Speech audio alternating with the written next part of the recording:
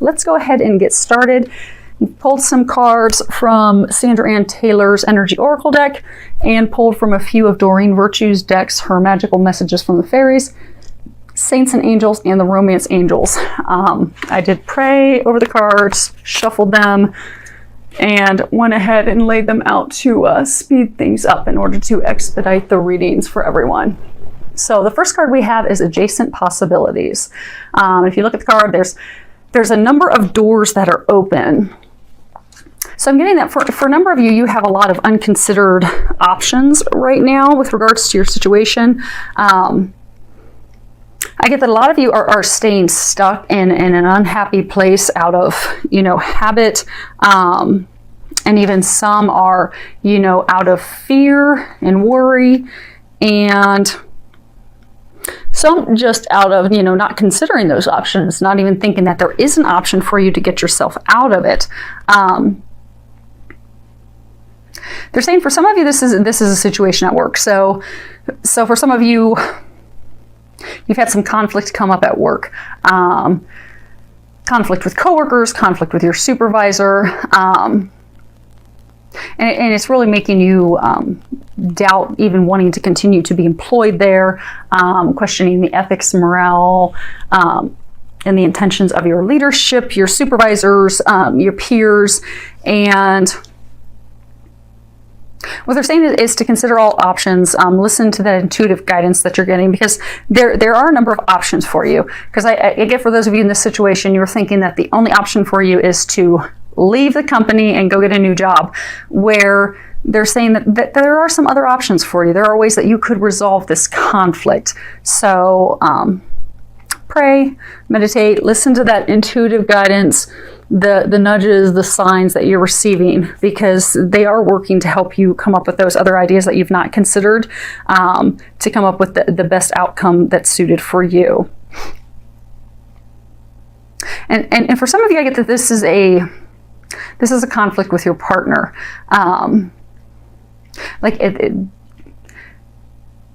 They're saying that there's been an argument over something fairly big, and there's been difficulty coming to a compromise that's mutually beneficial. So you're not agreeing on it. There's a lot of emotions, conflicts, arguments, strife over it, and you're just anxiety, and you're just not coming up with a solution to fix it. So what they're encouraging you to do in May is to just take a deep breath, pray, meditate, and be open to the other ideas and suggestions that they give you, because they will give you those. Now, those may come through signs.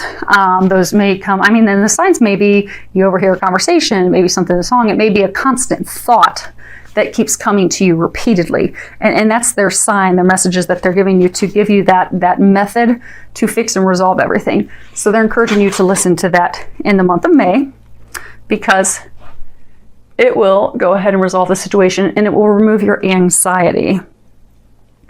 Because if you look here, you can see this girl. She's in great discomfort. She's very worried, very stressed out, withdrawn from the world. So I get for a number of you, it's related to these situations at work with your partner, your spouse, your significant other, where you're so worried and stressed, you've just totally withdrawn. And you're stuck because you just don't know what to do. You have no idea where to go from here. And a number of you think that you don't have any options. So what they're encouraging you to do is to find a way to relieve that stress, relieve that anxiety. They are going to help you with that in May, because the thing is, you're spending, I get the number of you, you're spending so much time worrying and fretting and stressing about this situation that you've completely blocked yourself. You've blocked yourself from seeing any ways to resolve the situation. You've emotionally blocked yourself from your partner, to where some of you aren't even talking to them. And what they're saying is for you to ask for their help. They are going to help you come up with creative solutions. They're going to help you come up with ways to relieve your stress, because since you're at such a place of emotional turbulence and stress and anxiety, to stay there, you won't be able to come up with any solutions. You won't be able to get out of that place where you find yourself. And they're trying to help you get out of that. So what they're asking is that you help by getting out of your own way, by letting go of that stress. And if you just can't figure it out, then pray and ask that God and the angels help you let that go, so you can have a more positive outlook, so that they can show you the ways and methods and other opportunities to turn this around and completely shift it in your favor. Now, some of you a lot of this worry and anxiety is actually about your son. So if you can read that card at the bottom, it says, your son is watched over and protected as he explores his world. Okay, hold on, they're just giving me some more information. Okay. So I get that a number of you are worried about your son, and he's an adult. He's older. You've really been worried about him. You felt that something's wrong. You've been wanting to help and reach out to him, but you don't know how. But you keep having this intuitive nudge and feeling and stuff that keeps coming up, and you're like, okay, do I act on it? Do I check with him? Do I see how things are going? And they're wanting you to know that you can trust that intuitive guidance, that intuitive information that you're getting, to take that action for your son, because you're getting it for a reason. I get for a number of you, your son he's going like through a divorce, a separation from his longtime partner. It's very heartbreaking for him. So he's not been reaching out to you, but you know that there's something going on. So they're encouraging you to listen to that nudge, listen to that information. If you're being encouraged to give him a call, to reach out to him to see how things are going, they're encouraging you to do that in May, because that will be a tremendous help for him as he's going through this. And they're also saying that, they're watching over him as well, and that you can help by, praying and letting go of those worries and concerns for him, with prayer, because you don't want to energetically, because I get, energetically, like, if you're envisioning the worst and thinking the worst, it could impact the outcome for him. So release that, let go, let God, ask that they help him and guide you on what you can do to help him in his situation. And it is going to come out in his favor, what's best for him. And her as well. So this row down here is about love. And the first card that we have is, stay optimistic about your love life. Positive thinking and faith will bring you romance. So, we influence the outcome, just like, we were discussing the sun, and, your thoughts and your beliefs, how that will impact things. It is true law of attraction. The things that we think and the things that we believe, they do manifest. So I'm getting right now, a number of you are having your love life negatively affected because of your worry, your complaining, your doubt, your negative thinking. So they're encouraging you in the month of May to go ahead and shift your perspective, to shift into a place of optimism, being positive. Romantic hopes, trusting, knowing that things are going to turn out for the better. Excuse me.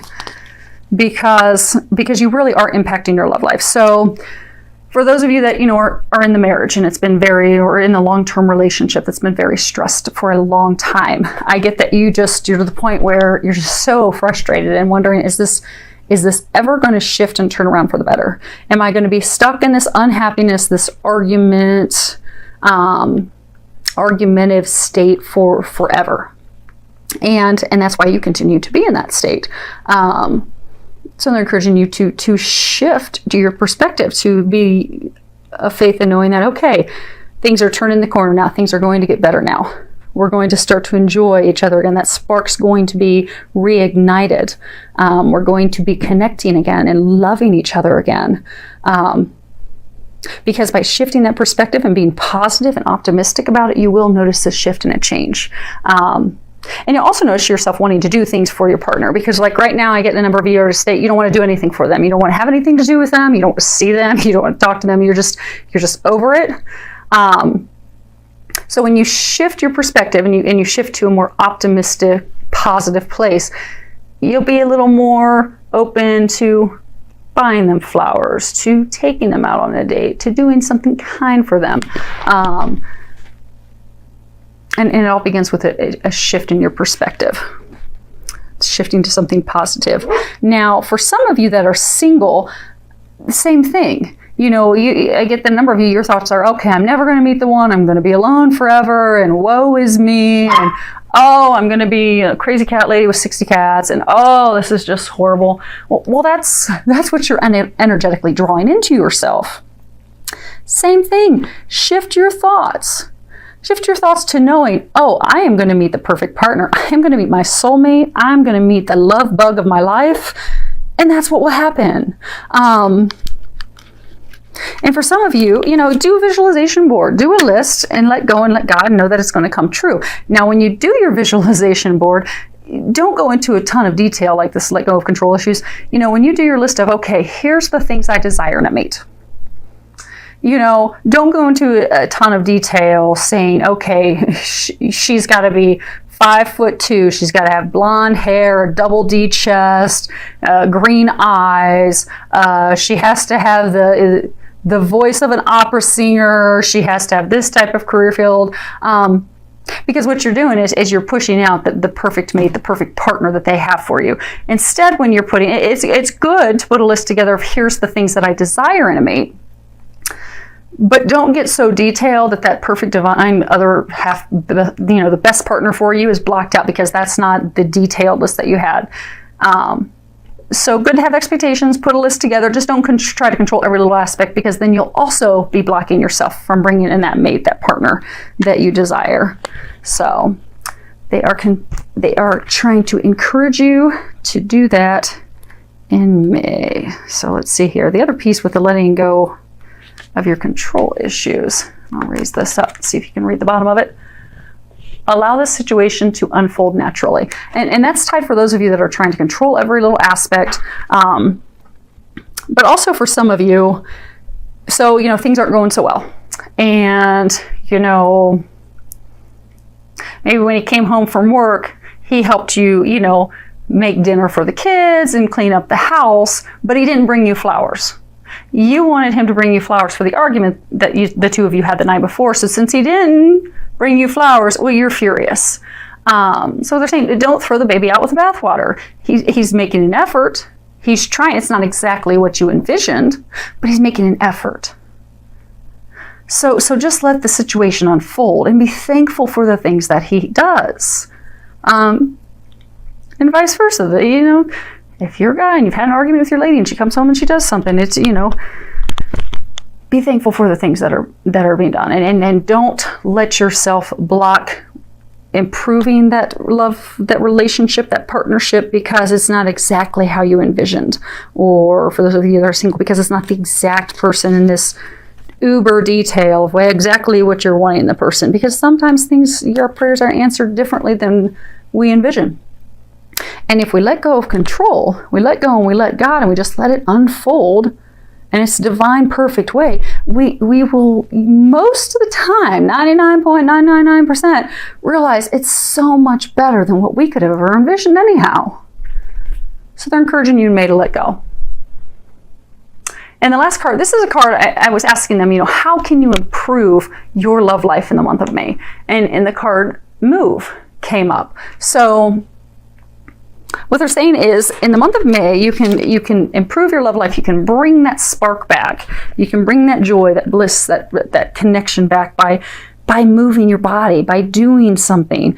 Go dancing together. Go and exercise. Go hiking together. Go enjoy the outdoors. Do an outdoor sport. Go play volleyball. Play tennis together. Just go play.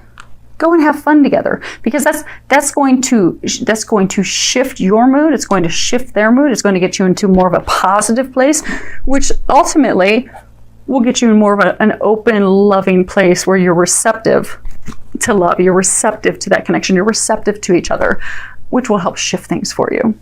So I do wish you an amazing month. Many thanks to all of you for subscribing to my channel. Thank you for all of your comments. I do love reading them and hearing from you.